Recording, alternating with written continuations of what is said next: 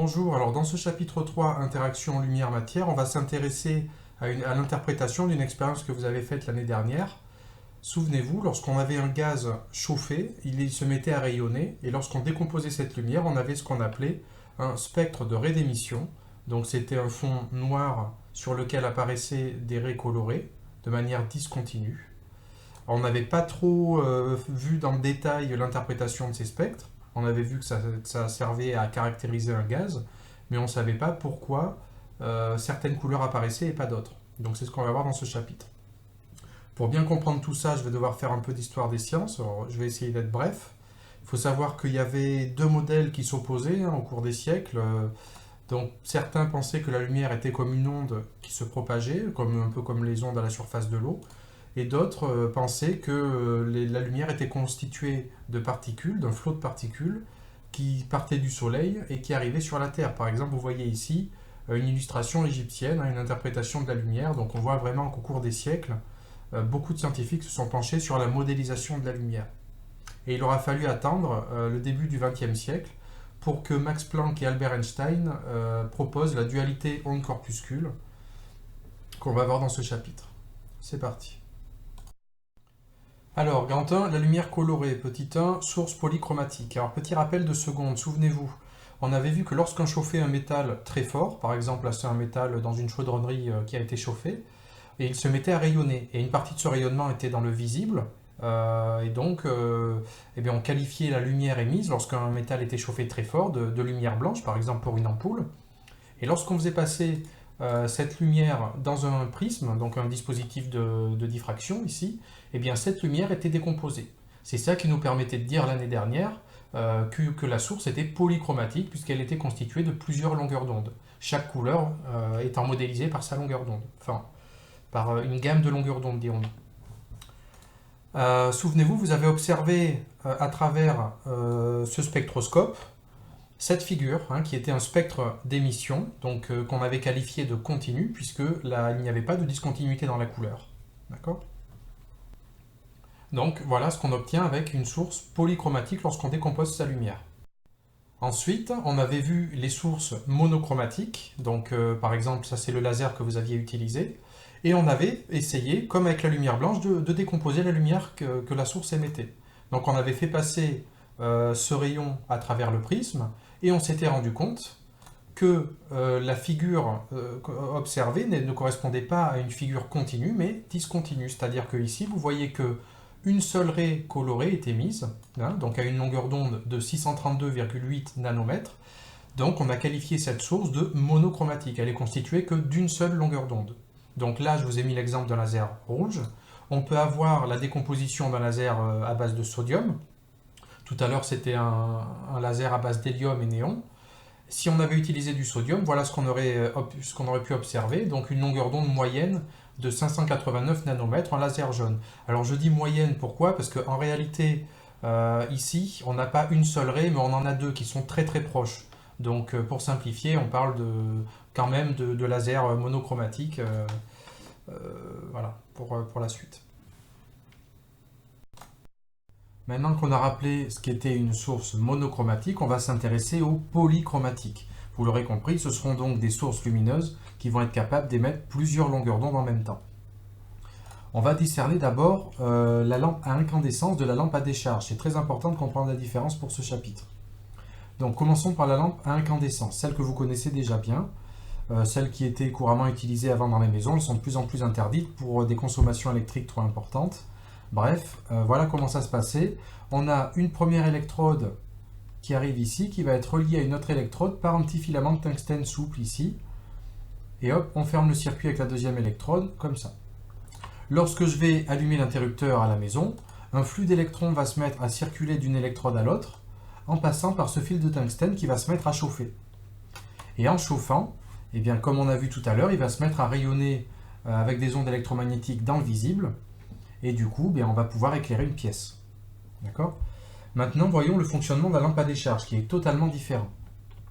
On retrouve toujours ce système d'électrodes. Donc on a une électrode qui arrive ici, regardez, hop, une électrode ici, tac, et une autre électrode ici. Et on peut voir que ces deux électrodes ne sont pas reliées.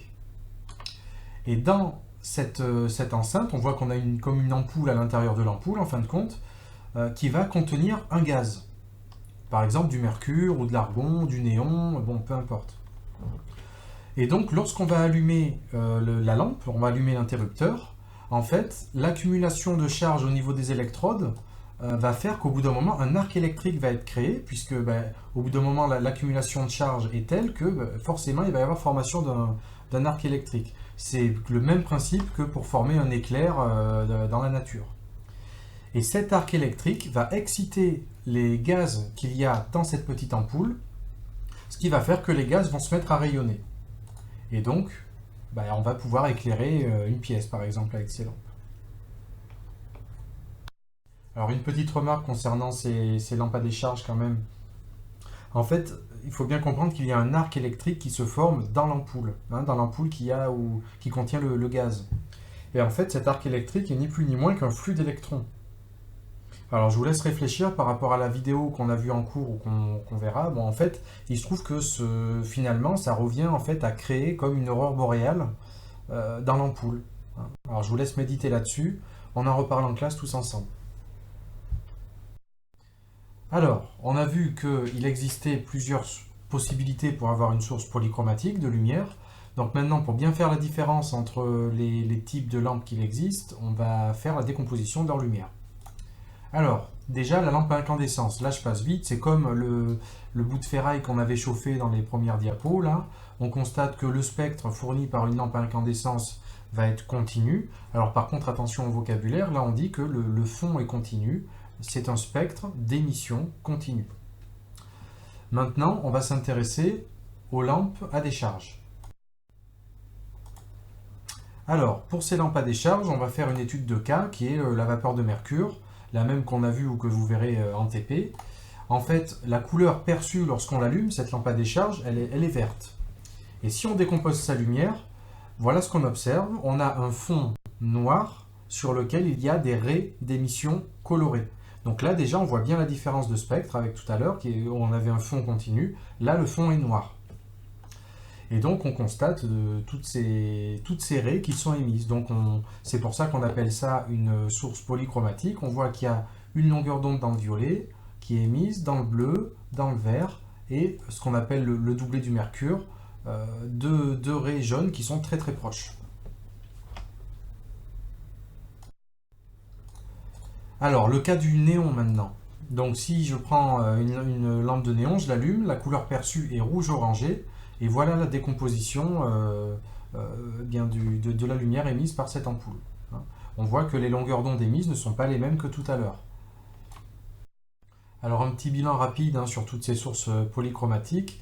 On a vu différentes sources possibles. Il est important de discerner les lampes à incandescence, qui elles vont fournir donc un spectre continu. Donc attention, on verra que ça dépend de la température, bon, on verra. Et ensuite, donc, les lampes à décharge qui, elles, fournissent un spectre discontinu qu'on appelle spectre de raies d'émission. Donc vous devez savoir décrire, c'est des raies colorées sur un fond noir. Alors plusieurs questions se posent. La première, c'est qu'est-ce qui va justifier la différence de spectre qu'on obtient en fonction de l'élément chimique, puisqu'il se trouve que chaque élément chimique produirait un spectre de raies d'émission qui serait différent, qui serait caractéristique. Donc on répondra à cette question à la suite du cours. Et une autre question, c'est quel est le lien entre la couleur perçue et le profil spectral de la lampe, ici, enfin le spectre de raies d'émission. Et on le verra en TP. Je ne peux pas tout vous dire dans la vidéo, sinon vous n'allez plus avoir besoin de moi.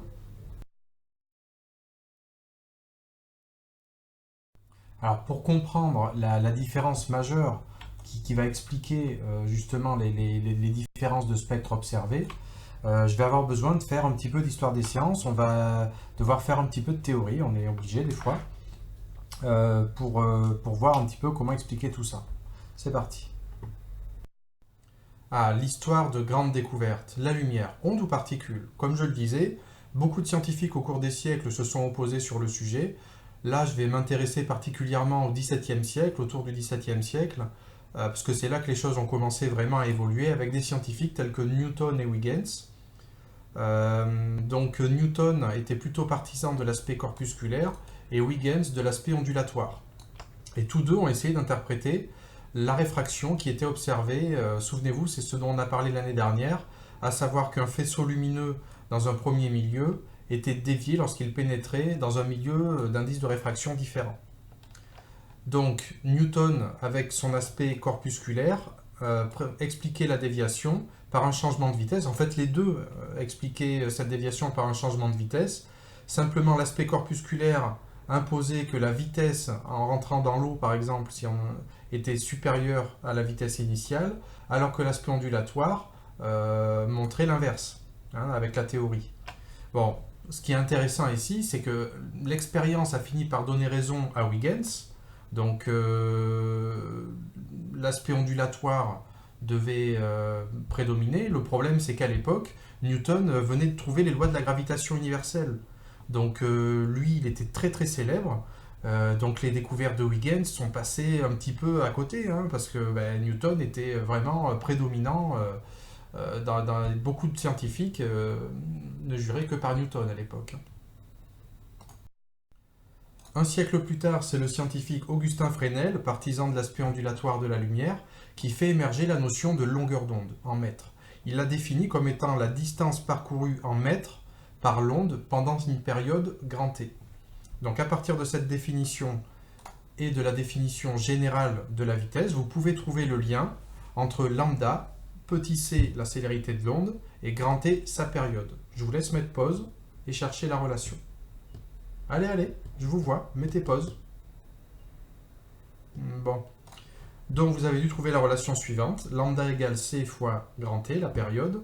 On peut faire apparaître également la fréquence. Vous savez que c'est l'inverse de la période. Donc facilement, on trouve c fois 1 sur nu. Alors on l'appelle nu. Vous pouvez la noter petit f aussi, cette fréquence. Mais souvent, quand on parlera de ce chapitre, on utilisera la notation nu. Hein. Donc cette relation a permis, avec beaucoup d'autres outils théoriques, ça a permis à Fresnel d'expliquer des phénomènes encore inexpliqués jusque-là, donc notamment la notion d'interférence. Alors ça, vous pouvez voir sur une bulle de savon, par exemple, ou à l'arrière d'un CD. Hein, lorsque la lumière arrive à l'arrière d'un CD, on peut voir plusieurs couleurs apparaître. C'est ce qu'on appelle le phénomène d'interférence, qu'on verra un peu plus en détail l'année prochaine, comme d'ailleurs le phénomène de diffraction, que vous pouvez voir ici.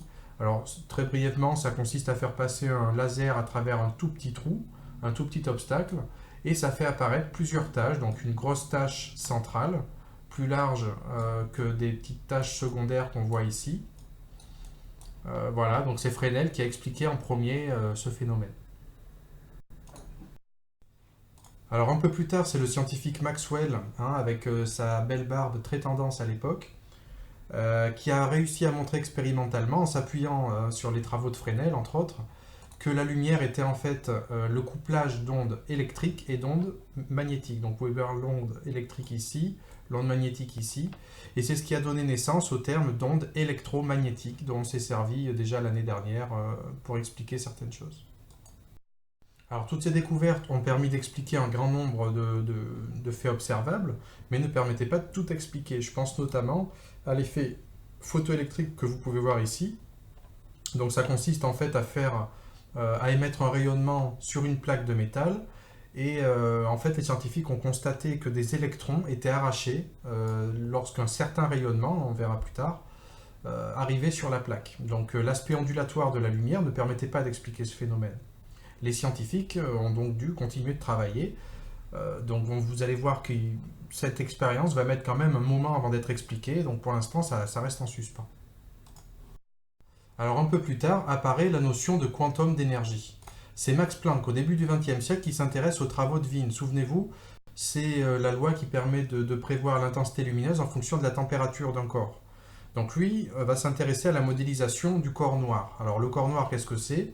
En gros, c'est un thermos dans lequel on fait arriver un rayonnement. Ce rayonnement va se réfléchir à l'intérieur du thermos et aucun rayonnement ne va en sortir. C'est-à-dire que tout sera absorbé, tellement que ce corps noir va finir par chauffer et émettre sa propre lumière. Donc il s'est rendu compte par des observations que les observations collaient bien avec la loi de Wien, donc que le spectre s'enrichissait en longueur d'onde au fur et à mesure que la température augmentait. Mais il y a quand même un problème qui se pose. En fait, Planck, il a calculé avec la physique classique, hein, la loi de Wien, la densité d'énergie rayonnée dans chaque gamme de longueur d'onde. Et voilà ce que ça a donné. Donc les résultats classiques sont en jaune, donc on peut voir la courbe ici.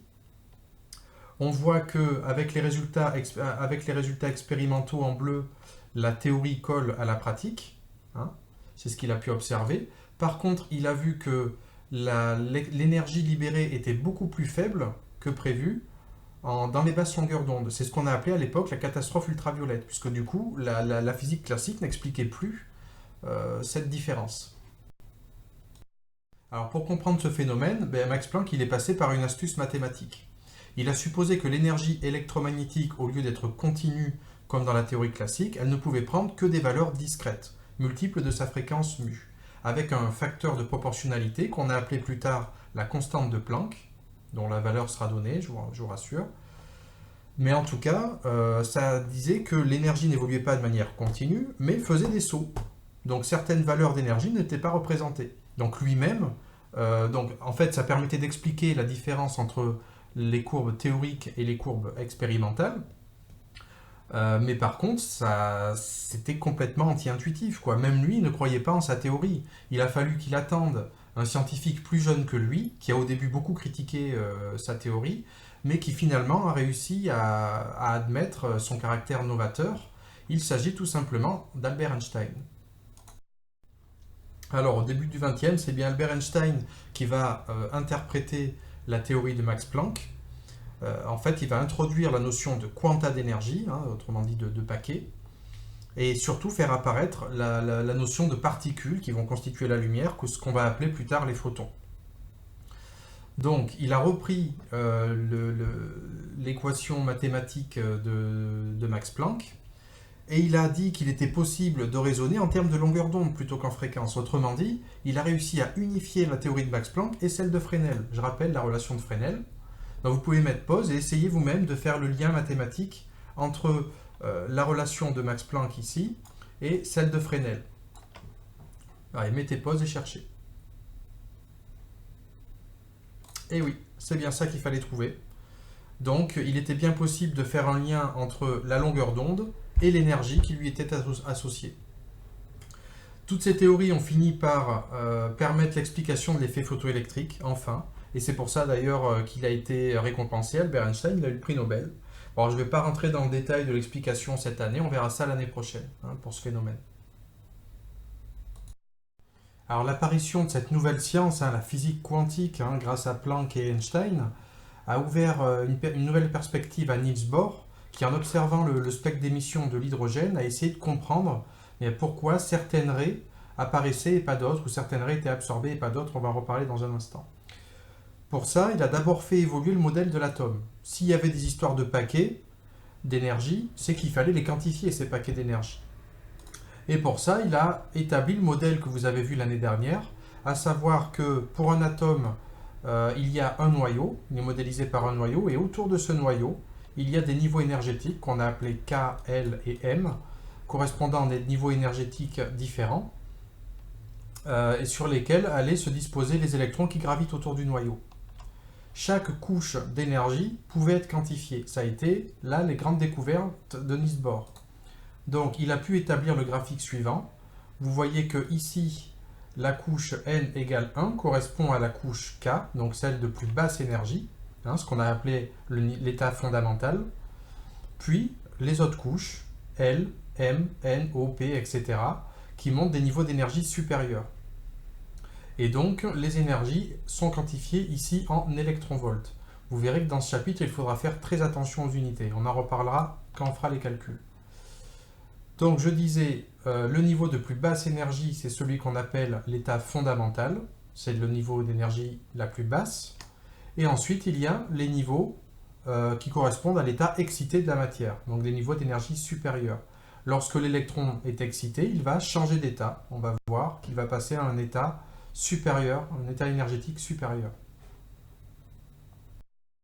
Fort de ses propres découvertes, Niels Bohr va, grâce à la théorie des quanta trouvée par Max Planck, essayer d'interpréter les spectres d'émission et d'absorption de l'hydrogène. Voyons sa démarche. Regardons déjà le symbole atomique de l'hydrogène. On voit son numéro atomique, Z égale 1, ça nous donne le nombre de protons, Comme l'atome est neutre, ça nous donne aussi le nombre d'électrons qu'on va pouvoir disposer autour du noyau. Voilà ce que ça donne d'un point de vue symbolique. On retrouve le noyau ici, la première couche énergétique, niveau le plus bas, où l'électron va se mettre. Donc avec le diagramme de Niels Bohr, voilà ce que ça donne. On a la couche K, la couche M, la couche L, et l'électron qui se met à l'état fondamental, l'état de plus basse énergie. Maintenant, imaginons que le nuage d'hydrogène gazeux subisse une décharge électrique. Certains électrons vont être excités. Attention, rappelez-vous, d'après la théorie des quanta, ils vont pouvoir être excités que si l'énergie associée correspond à ce qu'on appelle un paquet, un quanta d'énergie. Alors on va voir ce que ça donne concrètement. Regardons ici, on a un électron qui est sur le premier niveau énergétique qui va passer sur le troisième niveau énergétique. Ce n'est qu'un exemple, il y a d'autres transitions qu'on verra plus tard. Donc, qu'est-ce qui se passe concrètement? Si l'électron a été capable de s'exciter, c'est qu'il a absorbé un photon d'énergie h mu, il a donc changé de niveau énergétique, et ça n'a été possible que parce que h mu correspondait exactement à un delta E, c'est-à-dire un quanta d'énergie, autrement dit la différence énergétique entre ce niveau d'énergie et celui-là. D'accord? Il n'y a que comme ça que c'est possible. Sinon, l'électron ne bouge pas. Donc ça va nous donner l'explication des spectres de raies d'absorption, c'est-à-dire qu'on envoie de la lumière blanche sur un nuage gazeux d'hydrogène, et certaines raies vont être absorbées. D'accord? Ces raies que vous voyez ici correspondent donc à des transitions particulières d'électrons entre les niveaux énergétiques. Première chose.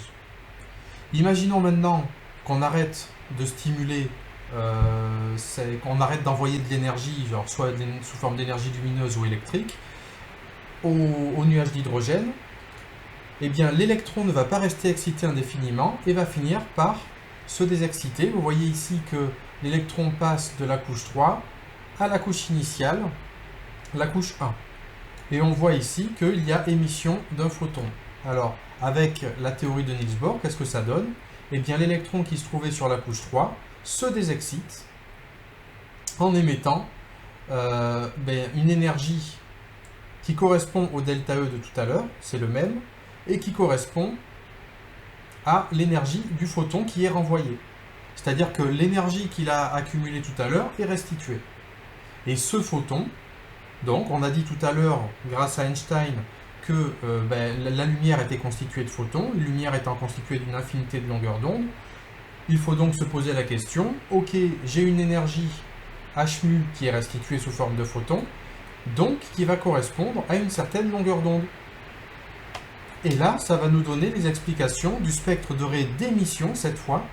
Un atome, en se désexcitant, va émettre des faisceaux lumineux, donc de différentes couleurs. Donc le tout, c'est de savoir comment prévoir, en fonction de la désexcitation, la longueur d'onde qui sera associée. Est-ce que c'est forcément dans le visible? Est-ce que c'est dans l'invisible? C'est ce qu'on va voir tout de suite. Alors, calcul que vous allez faire pour la séance suivante. Ça va être d'abord de calculer l'énergie du photon produit précédemment. Donc je rappelle que l'électron passait de la couche 3 à la couche 1. Pour vous aider, je rappelle ici les énergies des différents niveaux. Ensuite, vous calculerez la longueur d'onde associée à cette énergie. Et là, pour ça, vous aurez besoin de la correspondance entre l'électron-volt et le joule. Souvenez-vous, pour les formules, je vous ai dit tout à l'heure que les unités étaient très importantes. Ça sera là que vous serez attendu dans les devoirs, entre autres. Pas confondre les électrons-volts et les joules. De toute façon, vous n'arriverez pas à trouver les solutions si vous mélangez les unités. Dernière question, il s'agira de savoir si on peut voir le rayonnement produit lors de cette désexcitation-là. Voilà, bon courage. Et préparez vos questions, parce que si vous galérez, je veux des questions. S'il n'y a pas de questions, ça veut dire que vous n'avez pas essayé. Attention.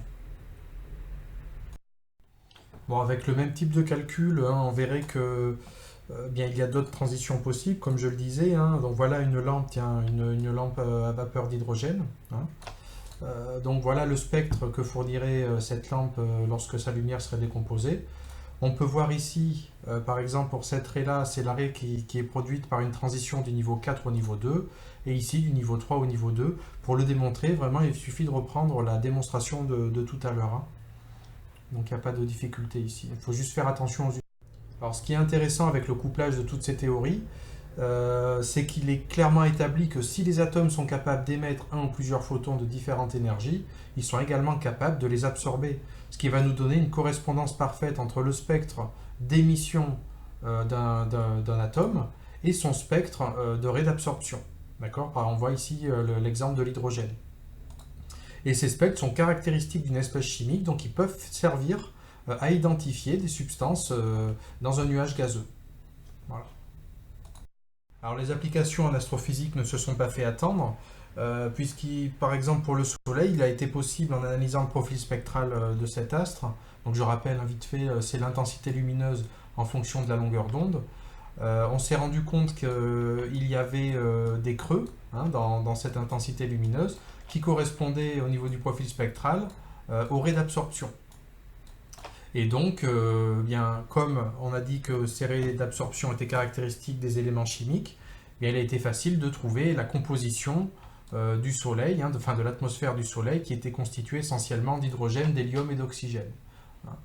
On a été également capable, grâce à la loi de Wien, de trouver la température du Soleil, qui est en gros de 6000 Kelvin ou 5,75 10 puissance 3 degrés. Bon. Voilà pour ce chapitre. Donc j'espère que vous avez noté les questions. J'espère surtout que vous avez compris quasiment tout. Donc à bientôt pour la prochaine séance de cours.